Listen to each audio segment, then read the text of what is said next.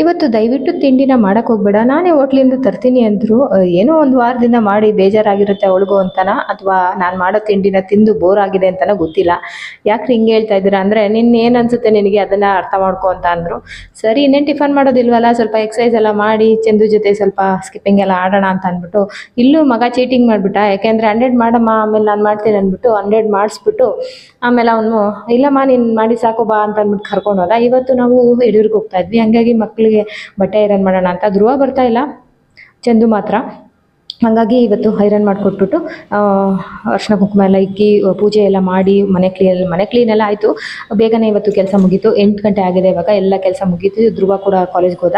ಅವನಿಗೆ ಇವತ್ತು ಏನೋ ಕಾಂಪಿಟೇಷನ್ ಇತ್ತು, ಹಂಗಾಗಿ ಅವನು ರಜಾ ಹಾಕೋದಕ್ಕಾಗೋದಿಲ್ಲ ಅಂತ ಅಂದ್ಬಿಟ್ಟು ಚಂದು ಮಾತ್ರ ನಮ್ಮ ಜೊತೆ ಬರ್ತಾ ಇದ್ದಾನೆ.